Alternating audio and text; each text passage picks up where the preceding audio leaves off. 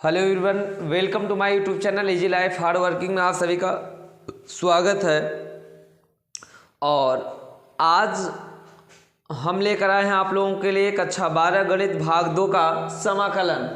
क्या लेकर आए हैं? समाकलन, इंटीग्रेशन लेकर आए हैं। इसमें हम समाकलन का पहले बेसिक पार्ट पढ़ाएंगे। बेसिक के बाद हम आप लोगों को चैप्टर में ले चलेंगे, ठीक है ना।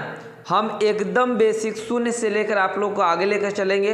आप लोग वीडियो को स्किप मत करिएगा, कंटिन्यू आप लोग देखते रहिए। हम समाकलन कोर्स जल्द ही आप लोगों का समाप्त करवा देंगे, ठीक है ना। तो आप लोग जुड़ जाइए सभी लोग हमारे चैनल को, ठीक है ना, इजी लाइफ हार्ड वर्किंग में, ठीक है ना। चलिए, तो आप सभी को हम बताने वाले हैं समाकलन। समाकलन का देखिए फलन क्या, फलन का समाकलन कैसे होता है। Integration of the function, function का समाकलन कैसे होता है उसके बारे में बता देते हैं। किसी फलन का अवकलन प्राप्त करने के लिए ना, किसी फलन का अवकलन प्राप्त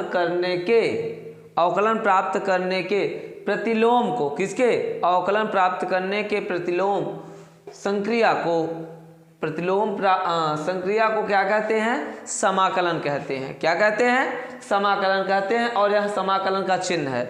यह किसका चिन्ह है? समाकलन का चिन्ह है।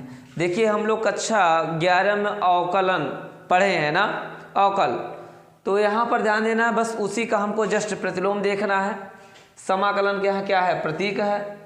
और कुछ एग्जाम्पल्स के बारे में बात कर लेता हूँ। जैसे साइन एक्स का समाकलन हम अवकलन करते हैं तो क्या प्राप्त होता है? साइन एक्स का एक्स के सापेक्ष अवकलन करने पर क्या प्राप्त होता है? कासे। इसका अवकल गुणांक क्या प्राप्त होता है? कासे एक्स प्राप्त होता है। साइन एक्स का एक्स सापेक्ष अवकलन करने पर अवकल गुणांक क्या प्राप्त होता है?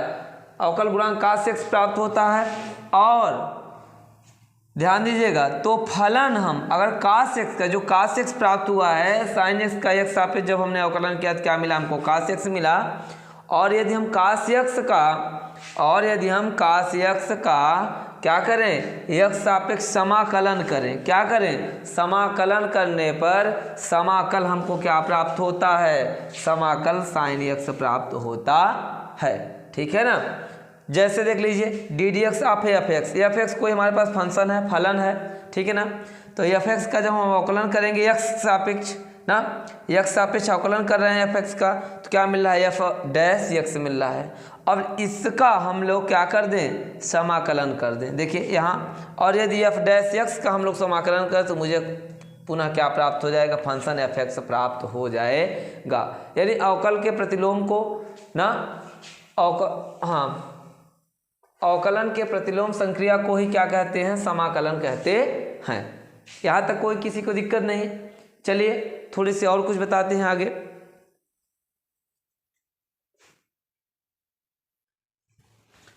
देखिए, उसी के आगे हम एक और सीख लेते हैं, थोड़ी सी जानकारी ले लेते हैं। जब किसी फलन का हम लोग समाकलन कर लिए थे ना, अभी जैसे हम समाकलन कर लिए थे आपका एफ डैश एक्स का समाकलन किए थे ना, इंटीग्रेशन डी एक्स, तो हमको क्या प्राप्त हुआ था? हमको प्राप्त हुआ था एफ एक्स। क्या प्राप्त हुआ? F x. अब देखिए, इसका समाकलन जब प्राप्त करते थे, यहाँ सी लिखते हैं, इसकी चर्चा हम आगे करते हैं। सी अचर पद है, स्वेच्छ अचर है, इसको समाकलन अचर भी कहते हैं। अभी इसके बारे में मैं बताऊंगा, लेकिन फिलहाल यहाँ बता देता हूँ आप लोगों को। किसी फलन का जब हम लोग समाकलन कहते हैं, इंटीग्रेशन करने की जो विधि होती है, जिस विधि से करते हैं वही क्या कहलाता है? समाकलन कहलाता है। और यह समाकलन करना कहते हैं जिस फलन का समाकलन किया जाता है, जिस फलन, मान लीजिए इसका किया जा रहा है ना, एफ डैश एक्स का क्या है? जिस फलन का समाकलन किया जाता है, जिस फलन का, जिसका हम लोग इंटीग्रेशन निकालते हैं, उसे क्या कहते हैं? समाकल्य कहते हैं। क्या कहते हैं? समाकल्य कहते हैं। जिस फलन का समाकलन किया जाता है उसे क्या कहते हैं? समाकल्य कहते हैं या इंटीग्रेंट कहते हैं। और जिस समाकलन द्वारा, जब समाकलन हमने कर लिया, समाकलन के पश्चात जो हमें प्राप्त होता है उसे हम लोग क्या कहते हैं? समाकल कहते हैं, इंटीग्रल कहते हैं ना। जब समाकल जो हमें प्राप्त हो जाता है उसे क्या कहते हैं? समाकल कहते हैं, ठीक है। समाकलन ज्ञात करने की विधि को क्या कहते हैं? समाकलन कहते हैं। और समाकल, जिस फलन का समाकलन किया जाता है उसे एक समाकल्य कहते हैं। और समाकल्य न कहते हैं। और समाकलन होने के बाद जो प्राप्त होता है उसे हम लोग क्या कहते हैं? समाकलन द्वारा प्राप्त फलन को क्या कहते हैं, समाकल कहते हैं, इंटीग्रल कहते हैं। जैसे देख लीजिए यहाँ पर एफ एक्स डी एक्स है, तो इसको इसमें F dash x D x का इसका समाकलन करने पर एक्स सापेक्ष समाकलन करने पर क्या प्राप्त हुआ, हमें एफ एक्स प्राप्त हुआ। जो एफ एक्स प्राप्त हुआ तो ये क्या है और ये क्या है, एफ डैश एक्स क्या है आपका, ये समाकल्य है जिसका समाकलन किया जाता है, और समाकलन करने के पश्चात जो हमें प्राप्त होता है उस यहाँ देखिए प्राप्त क्या हुआ, एफ एक्स प्राप्त हुआ। एफ एक्स को हम क्या कहेंगे, समाकल कहेंगे। क्या कहेंगे, समाकल। यहाँ तक किसी कोई समस्या तो नहीं। चलिए हम इस स्वच्छ अचर सी के बारे में बात कर लेते हैं, इसको इरेज कर देते हैं।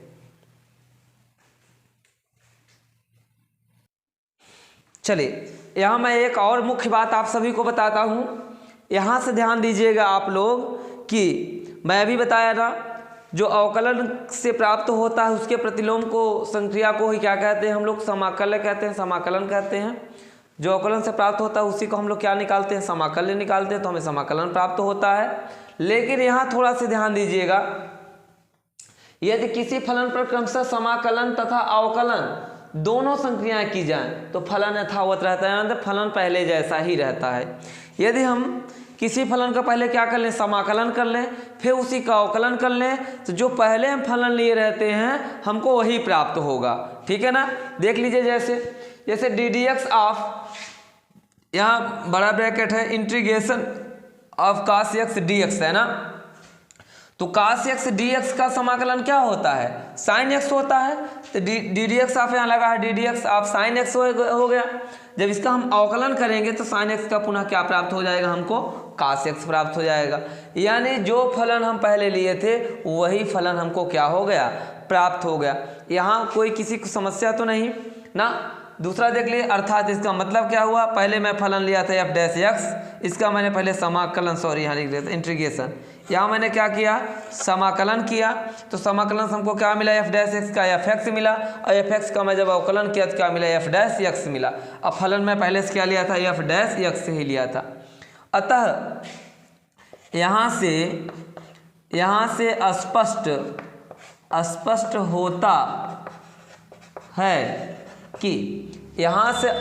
होता है कि समाकलन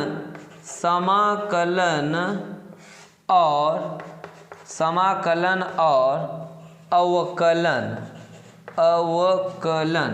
यहाँ से क्या स्पष्ट होता है, समाकलन और अवकलन प्रतिलोम, समाकलन और अवकलन क्या है, प्रतिलोम संक्रियाएं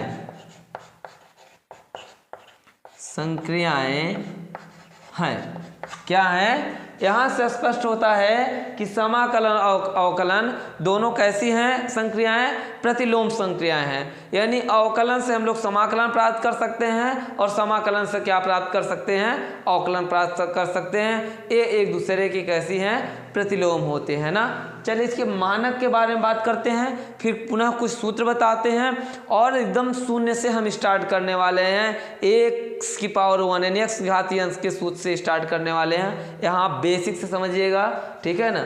कहीं समस्या होती है तो कमेंट करिएगा। और एक बात मैं और आप लोगों को रख देता हूँ, यदि आप लोग लाइव क्लास पढ़ना चाहते हैं तो आप लोग ज़रूर कमेंट करिएगा और हमें बताइएगा, तो लाइव क्लास हम आप लोगों को चलाएंगे, ठीक है ना। चलिए आगे देखते हैं।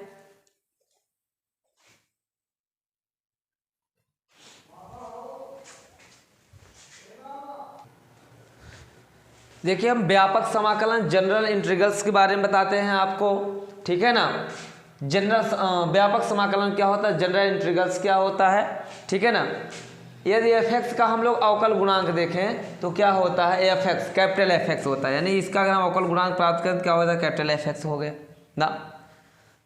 तो एफ एक्स अगर प्लस सी का करते उससे स्वेच्छ अचर सी जोड़ देते, अगर सी का भी जोड़ देते हैं, इनका भी अवकल गुणांक करते हैं तो भी क्या ही प्राप्त होता है, एफ एक्स ही प्राप्त होता है, ठीक है ना। जहाँ सी क्या है, कोई स्वेच्छ अचर है ना, आर्बिट्ररी कांस्टेंट्स है ना। अब देख लेते हैं कैसे, जैसे डी डी एक्स ऑफ अगर हम करें एफ एक्स करें तो क्या मिलेगा, एफ एक्स मिलेगा, मिलेगा नहीं मिलेगा। और डी डी एक्स आप यदि फंक्शन एफ एक्स प्लस सी करे, अचर पद भी जोड़ कर करें इसका अवकलन, तो क्या मिलेगा, एफ एक्स तो रहेगा ही, लेकिन इसके साथ दोनों का हम अलग अलग कर दिए हैं ना, D D x of x और डी डी एक्स ऑफ सी दोनों का अलग अलग कर रहे हैं। तो ये तो अपनी जगह यहाँ पे देखिए लिखा है, और सी अचर पद का क्या हो जाता है, अवकलन शून्य हो जाता है। क्या हो जाता है, किसी भी संख्या का अगर है अवकलन 2 4 5 6 7 कोई भी अचर पद, उसका मान क्या हो जाएगा, शून्य हो गया, तो इसका मान क्या आ जाएगा हमको फलन, यानी अचर पद का कोई प्रभाव नहीं पड़ता है। ठीक है ना। अर्थात यदि हम इसका समाकलन करें तो हमको क्या प्राप्त होगा, सी प्राप्त होगा, क्योंकि यहाँ देखिए यही भूमिका है, इस समाकलन की भूमिका ही पढ़ा रहा हूँ अभी। यहाँ समझिएगा कि जब हम इसका अचर पद का अवकलन किया तो हमको क्या प्राप्त हुआ, शून्य प्राप्त हुआ। ठीक है ना। तो उससे अचर पद का कोई भी मान हो सकता है, अचर पद का कोई भी मान हो सकता है। तो अगर हम एफ एक्स, इस जो प्राप्त हुआ एफ एक्स हमको प्राप्त हुआ, कैपिटल एफ एक्स प्राप्त हुआ है, तो यदि इसका हम लोग क्या करते हैं, एक्स सापेक्ष समाकलन करते हैं, तो क्या मिलेगा, एफ एक्स मिलेगा प्लस क्या मिलेगा, सी मिलेगा। क्योंकि अगर इसका भी अवकलन एफ एक्स ही हो रहा है और इसका भी अवकलन क्या हो रहा है, यही हो रहा है ना, सी है तब भी नहीं है, तब भी अचर पद है, तब भी नहीं है, तब भी, इसके साथ हम अचर पद लगा सकते हैं, कोई दिक्कत नहीं होगा। और अचर पद के और मान हो सकते हैं, रुकिए बताते हैं, इसका स्क्रीनशॉट आप लोग ले लीजिए। तो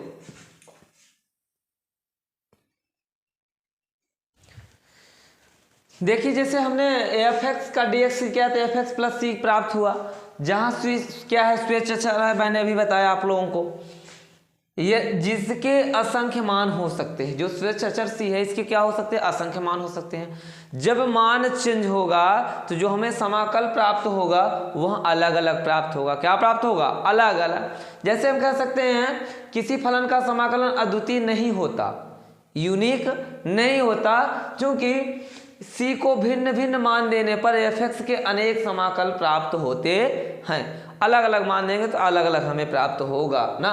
अतः एफ एक्स का स्मॉल एफ एक्स है, कैपिटल एफ एक्स का, इसका क्या है, समाकल का कोई समाकल हो तो एफ एक्स प्लस सी उसका व्यापक समाकलन अगर पूछे क्या होता है, तो क्या होता है, एफ एक्स प्लस सी होता है, जहां सी को क्या कहते हैं, समाकलन अचर कहते हैं। अब देखिए हम जो इसके आगे बताने वाले हैं, मानक समाकलन बताएंगे, मानक समाकलन फार्मूला बताएंगे, इसके बाद सवाल स्टार्ट कर देते हैं। ठीक है ना। तो बेसिक भी जानना बहुत ज़रूरी है, यदि आप बेसिक जानते रहेंगे तो प्रत्येक बात समझ सकते हैं। अभी जो मैं समाकलन अचर की बात कर सकता हूँ, उसके अद्वितीय मान होते हैं और अनेक मान हो सकते हैं, सी का भिन्न भिन्न। अभी हम मानक समाकलन फार्मूला लिखाने के बाद आप लोगों को एग्जाम्पल के माध्यम से अगर आएगा तो इसकी चर्चा मैं ज़रूर करूँगा। ठीक है ना। तो चलिए हम लोग इसका स्क्रीनशॉट ले लीजिए आप लोग, तो हम मानक समीकरण लिखवा देते हैं, मानक समाकलन। ठीक है ना। जैसे कि आप लोग यहाँ देख रहे हैं, मानक समाकलन हमको निकालना, स्टैंडर्ड इंटीग्रल्स निकालना है। तो यहाँ ध्यान दीजिए, मैं कहता हूँ एक्स की घात n का dx क्या होगा, इसका समाकलन क्या होगा, तो इसका समाकलन क्या होगा, एक्स की घात n प्लस 1 बटे n प्लस 1 प्लस क्या होगा, c होगा, प्लस क्या होगा, c होगा। इसके बारे में मैं पहले चर्चा किया हूँ c के बारे में। तो यहाँ प्लस c होगा। अगर इसका हम अवकलन निकालें 1/n प्लस 1 तो D D x of x घात n प्लस 1, तो इसका अवकलन क्या प्राप्त होगा, हमको एक्स घात क्या प्राप्त होगा, n प्राप्त होगा। क्या प्राप्त होगा, एक्स घात n प्राप्त होगा। इस प्रकार से आप इन सभी का भी निकाल सकते हैं। 1/x का डी एक्स का क्या प्राप्त होगा, तो इसका प्राप्त होगा log mod of x plus क्या होगा c, और log mod ऑफ x, इसका अवकलन क्या प्राप्त होगा, 1/x प्राप्त होगा। ठीक है ना। e घात x dx का प्राप्त होगा, e की घात x प्राप्त होगा। अब देखिए एक दूसरे के क्या हैं, प्रतिलोम संक्रियाएं हैं, तो इसका समाकलन ex प्राप्त होगा, इसका समाकलन भी ex ही प्राप्त होगा, तो कोई बात ही नहीं, सेम टू सेम है, कोई दिक्कत नहीं। यहाँ देख लीजिए, a की घात x dx है, तो इसका समाकलन क्या प्राप्त होगा हमको, a की घात x log a to the base e plus क्या लिखोगे, c लिखोगे, प्लस क्या लिखोगे, c। लेकिन इसका जब हम अवकलन प्राप्त करते हैं तो हमको क्या प्राप्त होता है, केवल और केवल a की घात x प्राप्त होता है। ठीक है, यहाँ तक कोई दिक्कत तो नहीं।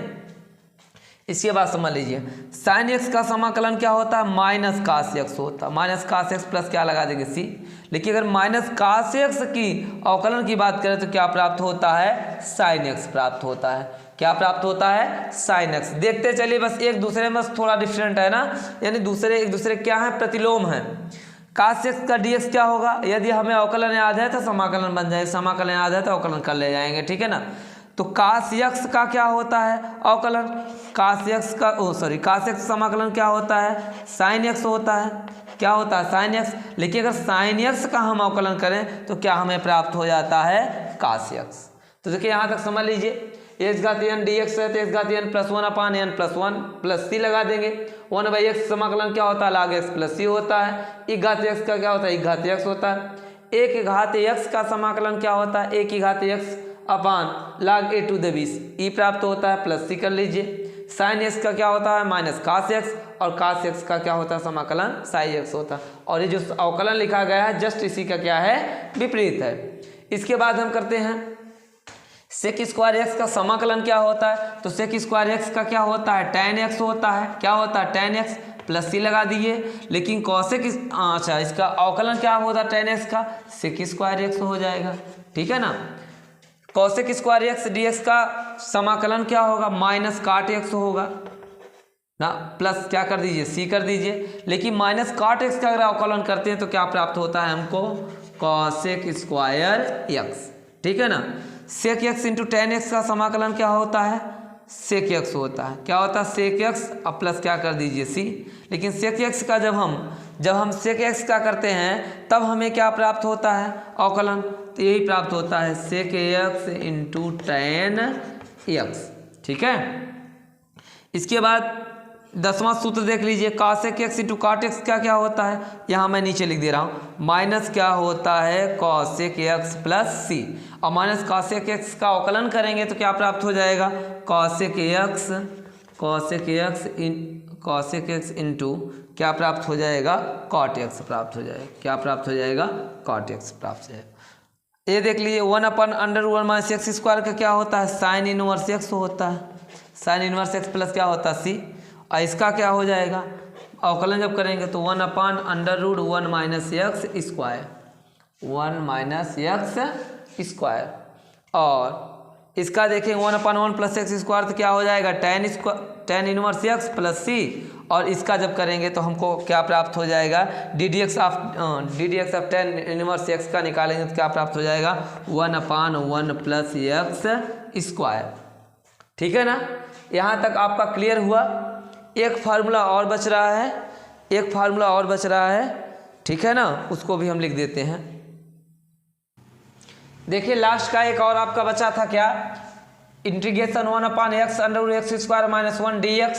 तो इसका हम लोग करेंगे तो क्या हो जाएगा, इसका करेंगे तो हो जाएगा सेक इनवर्स एक्स प्लस क्या हो जाएगा, सी हो जाएगा ना। इसी का जब हम लोग अवकलन करेंगे तो क्या प्राप्त हो जाएगा हमको, 1/x√x² माइनस 1। इसके बाद और बहुत फार्मूले हैं, उन सभी का यूज हम जैसे क्रमशः एग्जाम्पल कराते चलेंगे, सवाल कराते चलेंगे चैप्टर से, और फार्मूलों को हम लिखवाते चलेंगे, ठीक है ना। यहाँ तक किसी कोई दिक्कत नहीं। चलिए हम कुछ एग्जाम्पल्स के माध्यम से कुछ सवालों को समझते हैं, इन फार्मूलों का यूज करते हैं। जैसे पहला फार्मूला x घात n dx है तो इसका यूज करते हैं 1/x का। कुछ एग्जाम्पल के माध्यम से इन सभी फार्मूलों का यूज करते हैं, ठीक है ना। तो चलिए देख लेते हैं कुछ एग्जाम्पल्स।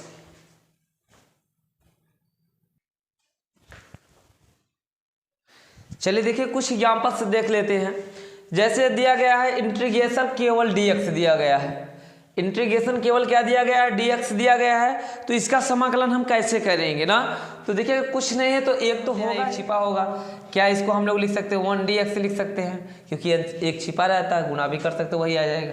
या इसको हम लिख सकते हैं x घात 0 और dx, क्योंकि किसी भी चर का घात अगर यहाँ शून्य है तो उसका मान क्या हो जाएगा, 1 हो जाएगा, क्योंकि इसका मान क्या होता है, 1 होता है। अब हम लोग इस फार्मूले का यूज करेंगे, तो x है तो x लिखेंगे, n प्लस 1, तो n क्या है 0 + 1 बटे n + 1, तो 0 + 1। तो 0 में एक जोड़ने क्या हो जाएगा, x ही प्राप्त होगा, 1 बटे 0 में 1 प्राप्त होगा। इसका मतलब x प्लस क्या हो गया, c हो गया। कोई दिक्कत तो रहेगा, दिक्कत हो तो पूछ सकते हैं आप, समझ में आया कि नहीं आया। यहाँ देख लीजिए इसी फार्मूले का यूज यहाँ करेंगे, x घात 8 है, यहाँ x घात n था, तो यहाँ क्या हो जाएगा x घात 8 + 1 और बटे क्या हो जाएगा 8 + 1। तो यहाँ क्या मिलेगा हमको, यहाँ क्या मिलेगा 8 × 9, x घात 9 और ये 8 × 9, 9 प्लस क्या हो जाएगा c हो जाएगा। कोई समस्या तो नहीं यहाँ तक। और आगे देख लेते हैं, जैसे यहाँ इसका दिया गया है कि हम x घात -15 dx का करेंगे तो क्या हो जाएगा, यदि इसका करते हैं तो हो जाएगा x की घात -15 + 1 हो जाएगा, फार्मूला वही लगेगा, और बटे क्या हो जाएगा -15 प्लस क्या हो जाएगा 1 हो जाएगा। तो 15 में घटाएं क्या मिलेगी 14, x घात -14 बटे 15 में घटाएं क्या मिलेगा -14 मिलेगा। यहाँ तक किसी कोई समस्या तो नहीं। इसको हम लिख क्या सकते हैं, माइनस लगा है, माइनस ऊपर एक घात है तो कहाँ कर सकते हैं हम लोग, नीचे इसकी घात कर सकते हैं, या इसी को उत्तर मान लेते हैं +c लगाकर, कोई दिक्कत नहीं है। या लिखना चाहें तो लिख भी सकते हैं -1/14 x घात -14, ठीक है ना। अब यहाँ चौथा आ गया काट स्क्वायर थीटा बटे कॉस थीटा डी थीटा। यहाँ देख लिए, समझ लीजिए आप सभी लोग, यदि काट स्क्वायर थीटा बटे cos theta into D theta है, इसका हम लोग समाकलन करें तो देखिए काट स्क्वायर थीटा, काट थीटा बराबर क्या होता है, काट थीटा बराबर आपका होता है कॉस थीटा बटे क्या होता है साइन थीटा होता है। क्या होता है, साइन थीटा होता है। यहाँ तक किसी कोई समस्या नहीं ना, तो देख लीजिए इसको लिख सकते हैं कॉस स्क्वायर थीटा बटे साइन स्क्वायर थीटा गुणते, एक कॉस थीटा लिख लेते एक बटे कॉस थीटा इंटू क्या हो जाएगा डी थीटा। ये स्क्वायर से कॉस थीटा कैंसिल तो क्या मिलेगा हमको, इंटीग्रेशन मिलेगा कॉस तो कट गया, क्या मिला यहाँ पर कॉस थीटा मिल गया, क्या मिला कॉस थीटा इंटू क्या मिल जाएगा हमको, इंटू यहाँ मिलेगा क्या 1 बटे क्या था साइन स्क्वायर थीटा ना, इंटू 1 बटे क्या था आपका साइन स्क्वायर थीटा इंटू क्या हो गया आपका डी थीटा हो गया। यहाँ तक किसी कोई समस्या तो नहीं। अब देखिए, या तो हम साइन स्क्वायर थीटा 2 बार लिख दें, एक बार लिख दें यहाँ साइन थीटा ऐसे और एक बार ऐसे लिख दें, तो क्या हो जाएगा इंटीग्रेशन कॉस थीटा बटे साइन थीटा क्या होता है कॉट थीटा होता है, और 1 बटे साइन थीटा क्या होता है कॉसेक थीटा होता है ना डी थीटा। या इसको आप ये भी लिख सकते हो integration cosec theta into cot theta D theta. देखिए कुल मिलाकर आराम से समझिएगा कि इसका मान काट स्क्वायर थीटा कॉस स्क्वायर बटे साइन स्क्वायर थीटा हो गया, कॉस थीटा लिखा है, एक कॉस से कॉस कैंसिल हो जाए तो कॉस थीटा मिला, और यहाँ साइन स्क्वायर है तो इसको मैं 2 बार लिख दिया। कॉस थीटा बटे साइन थीटा क्या होता है काट थीटा, हूँ अभी लिखा हूँ सूत्र, और 1 बटे साइन थीटा क्या होता है कॉसेक थीटा। या मैं लगा के इसको पहले लिख दिया, इसको बाद में लिख दिया, नहीं भी लिखेंगे तो कोई दिक्कत नहीं है। तो cosec theta into cot theta का जस्ट अभी मैं फार्मूला आप लोगों को दिखा हूँ, cosec theta into cot theta रहता है तो उसका मान क्या हो जाता है समाकलन में, तो उसका मान क्या हो जाता है माइनस कॉसेक थीटा और प्लस क्या लिख देंगे सी लिख देंगे, ठीक है ना। और एक और बचा, इसको देख लेते हैं, उधर जगह नहीं है, नीचे देख लेते हैं। इंटीग्रेशन रूट का मतलब क्या होगा, अगर यहाँ रूट लगा है तो x घात 1/2, 3 लगा है तो 1/3, 4 लगा है तो 1/4, 5 लगा है तो 1/5। अगर मान लीजिए यहाँ पर जितनी घात जो भी बढ़ती जाए उसको 1 आप लगाते चले जाओगे तो आपका हो जाएगा, कोई दिक्कत तो नहीं। हम लोग पुनः इसी फार्मूले का यूज करेंगे, ठीक है ना। इस फार्मूले का यूज कर लेते हैं। तो x की घात क्या दिया गया है 1/2 dx दिया गया है, क्या दिया गया है dx दिया गया है। तो यहाँ क्या हो जाएगा x की घात 1/2 + 1 बटे n + 1 होता है ना, तो n की जगह रखेंगे 1/2 + 1, तो क्या हो जाएगा हमको मिल जाएगा 2 × 1 = 2 × 1 3, x की घात 3/2 बटे क्या मिलेगा 2 × 1 = 2 × 1 3, तो 3 बटे क्या मिल गया 2 मिल गया। यहाँ तक किसी कोई समस्या तो नहीं। यदि कुछ भी समस्या हो तो आप कह सकते हो, या इसको आप और भी लिख सकते हो, लिख देता हूँ मैं बगल में, तो या इस अच्छा प्लस, या इसको अच्छा लिखना चाहो लिख सकते हो आप, क्या 2 पर चला जाएगा तो 2/3 x की घात 3/2 प्लस c, ये आ रहा होगा आपका, देख लीजिए 2/3 x की घात 3/2 प्लस c। तो आज की जो वीडियो है हम यहीं पे फिनिश करते हैं। यदि आप लोगों को वीडियो अच्छी लगी तो लाइक कीजिए, शेयर कीजिए और अपने दोस्तों के पास ज़रूर शेयर कीजिए। मैं और एक एडवाइस देना चाहूँगा, यदि आप सब लोग एक ग्रुप में करके हमको मैसेज करते हैं ना कमेंट करते हैं तो हम आप लोग लाइव क्लास जरूर चलाएंगे। इंटर समाकलन चल रहा है इस समय, तो जुड़ जाइए आप सब लोग, ठीक है ना। चलिए, थैंक यू।